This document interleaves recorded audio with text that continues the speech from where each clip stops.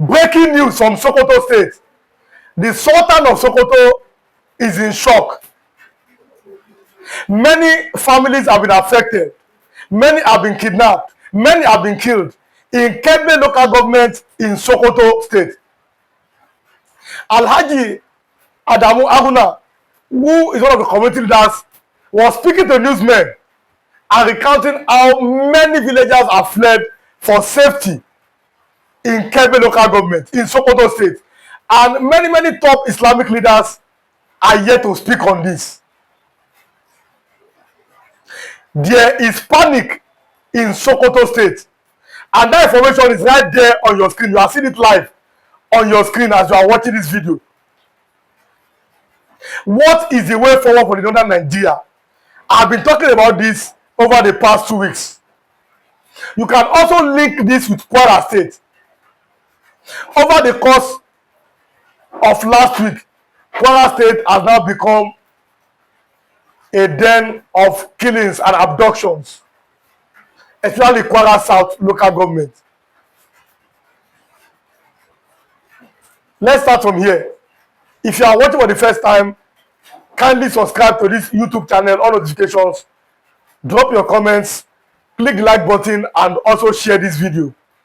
Kindly like and share this video as you are watching. Kindly like and share, drop your comment also, subscribe or not subscribe, and also on notifications. Sokoto is in the eyes of the storm. And it's not even about Sokoto alone. How about Katsina State, the home state of Muhammadu Buhari, which the bandits are reigning supreme? I gave you a news earlier how the Yoruba and the North are having divisions about one Nigeria.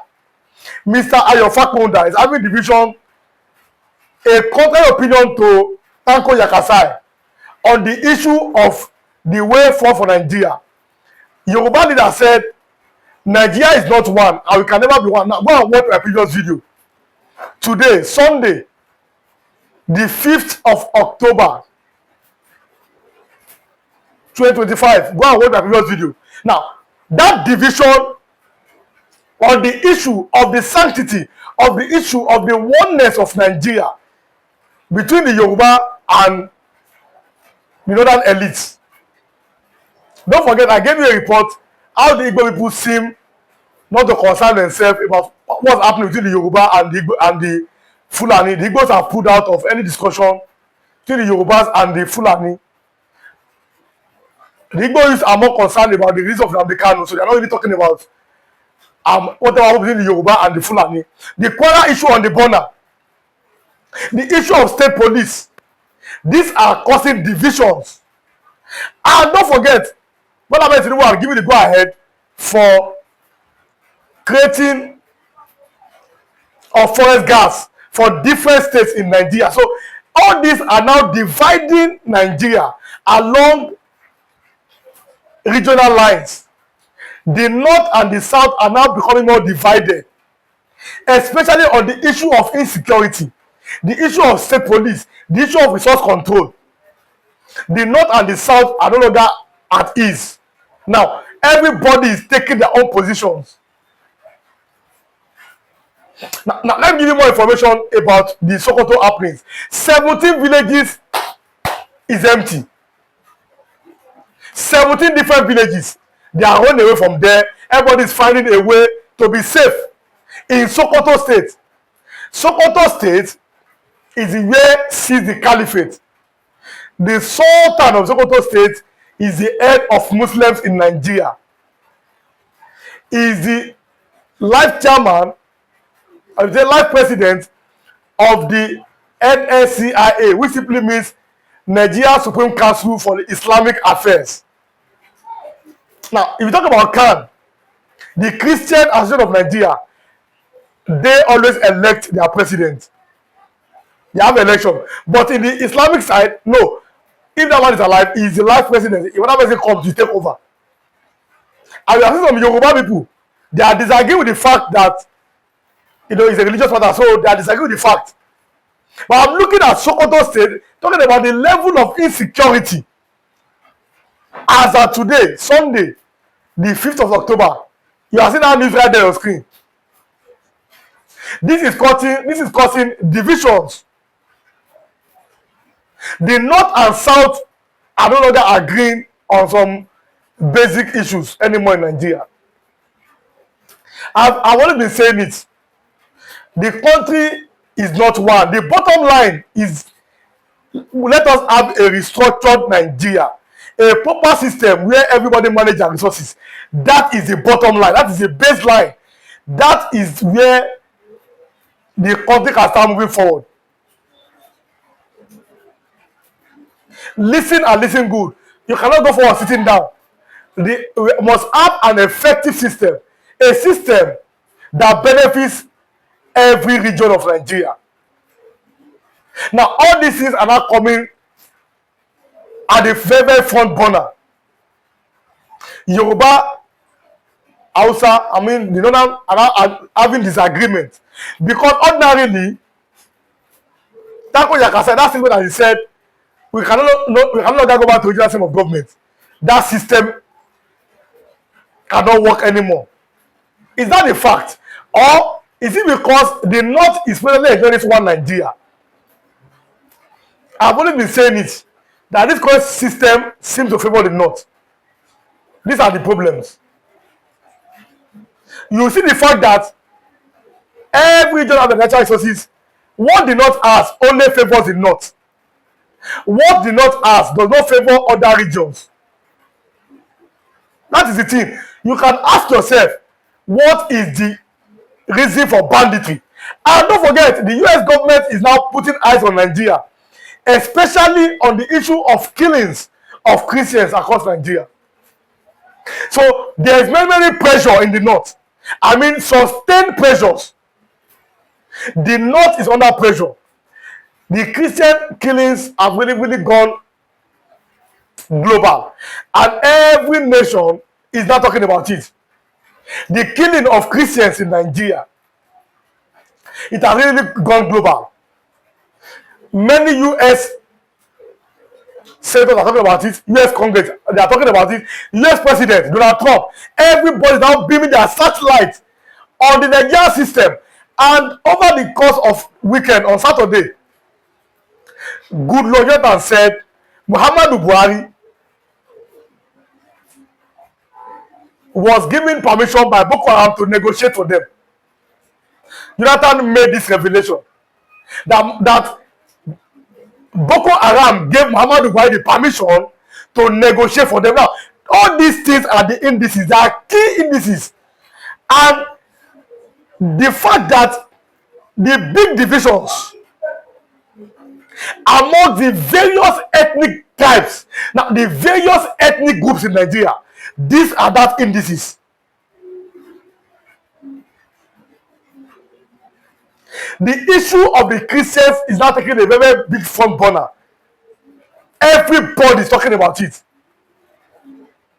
The issue of the killings of Christians. In the North Central, in the Northeast.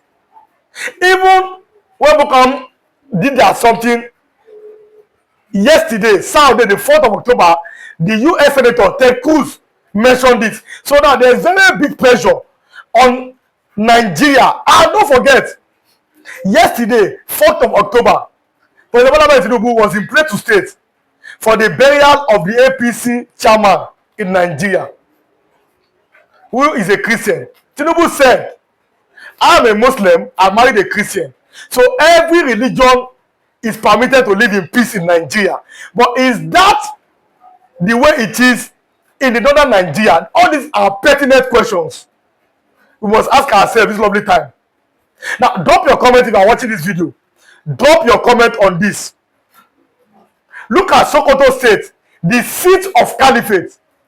17 villages is empty. 17 villages now is empty.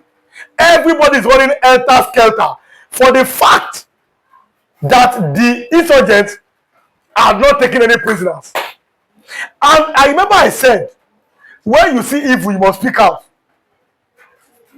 Look at how the North has allowed politics and religious brainwashing to be destroying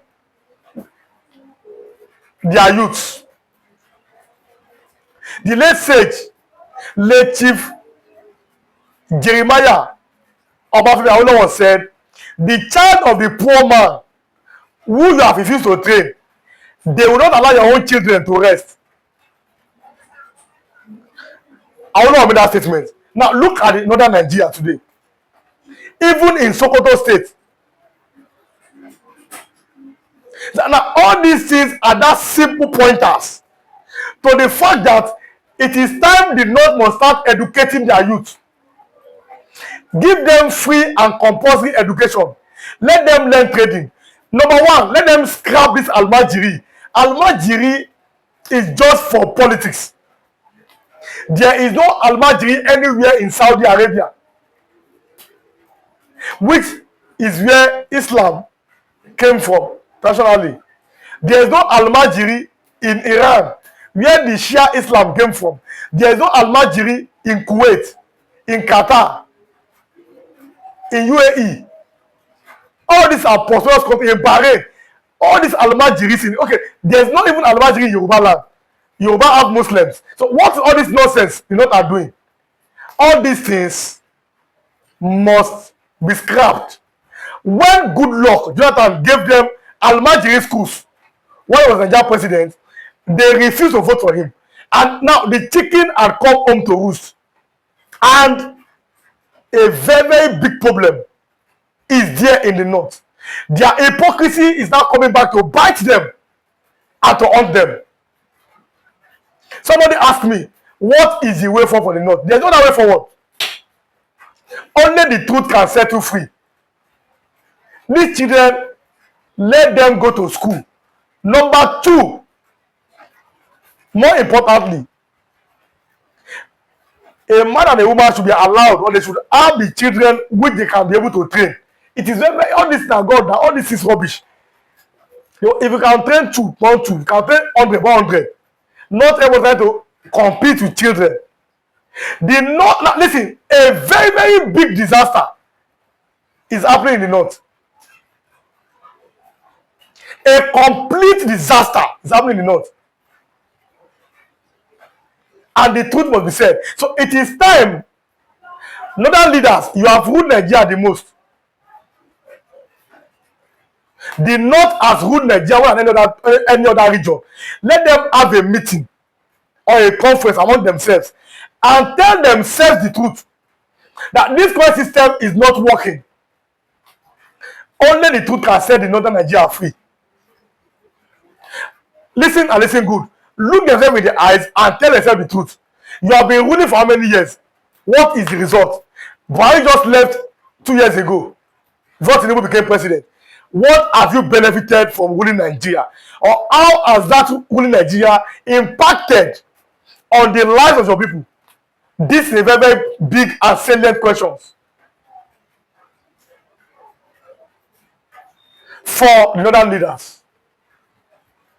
I've always maintained until we look ourselves in the eyes and tell ourselves the truth on the issue bordering Nigeria.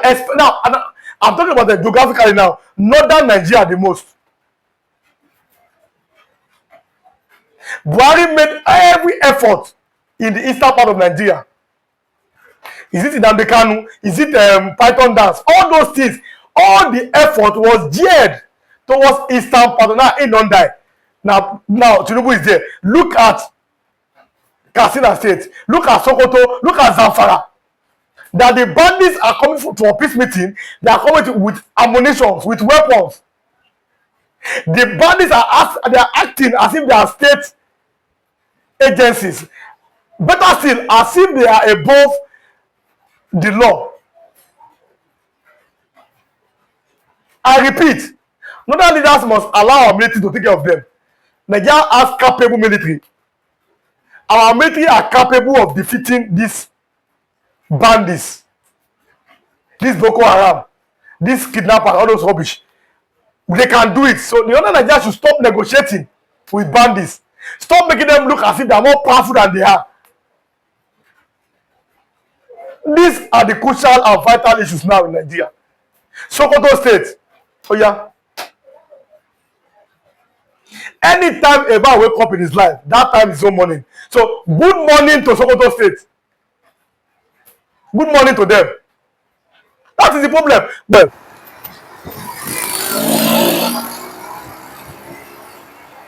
when I give you a person, I don't want to laugh at all. Solution was proffered as at 1967 in Aburi, Ghana. A solution was proffered. This is the only way out of this of what will be a generational mess. Let us have a confederacy in Nigeria, a confederacy. That was the only way out that could have saved Nigeria then. But what happened? I'm asking now, this is another question. What happened? You left the solution and Yakubu Gowon dumped the Abuja Accord. Now they say they advised him, then.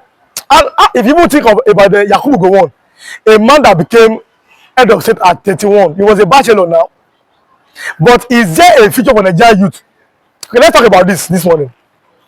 Yakubu Gowon was a bachelor when he became the head of state. He later did his wedding at CMS in Lagos then. Lagos was the former capital of Nigeria. Like I've always told you, if you are watching your parents, teach your children history. It is very, very important. It is vital. Teach your children history. It is very, very, very important. So that somebody from Kwara State, Ibrahim Adeni, say, no, I'm a Fulani person. What a man. What a thinking. Somebody from Anyoma, Ugochukwu, say, no, I'm a South. I'm not an Igbo man. So it is time to start teaching your children history so they will know where they are coming from. It is vital and important. In case you don't know where you are going, you must know where you are coming from. Now let me continue. I don't want to derail. Now listen to me. We saw, for example, in this country, Obasanjo, Buhari, Yakubu Gowon, Tiwada Juma, Babangida, they enjoyed Nigeria in their youth. Nigeria was a very, very prosperous country. At a time, our naira was bigger than dollar. This same Nigeria, we gave Malaysia then, in the old Bandits state, we gave them palm kernel seedings. Today, Malaysia is one of the top exporters of crude palm oil. Nigeria had money, we don't know what to do with it. Somebody said it. Let me comment on that. A former president then, military head of state, said Nigeria had money, but we don't know what to do with it. Look at China. Look at UAE. Look at Qatar. The same oil. Let me even leave China. Look at this country. When we got independence, when we had oil boom, these countries were desert before. But today, the same oil of Nigeria, look at how they have mismanaged everything. And our unity, in my opinion, is because of that oil. Assuming there was no crude oil, I don't think that there will be unity in Nigeria. Or assuming the North have that crude oil, the North, I don't think there will still be one Nigeria. I've always meant, you see, the problem is that most of you know the truth, but either you have been hypocritical, or either you don't want to admit it, or either you are still playing. Most of us in this country, we know the truth. And our Lord Jesus said, ye shall know the truth, and the truth will now set you free. You can only be free when you are ready, when you know the truth. It's as simple as that. There is no other ways. When you know the truth, you are free, you are ready. Because I gave many examples here. This same one Nigeria. How Muhammadu Buhari left an Igbo man in 1985, Peter Onu, and voted for Ide Umaru of Niger. I gave you these different examples. These are the problems. We must stop deceiving ourselves. The British who forced us together, they themselves have left the European Union. Even in Scotland, they held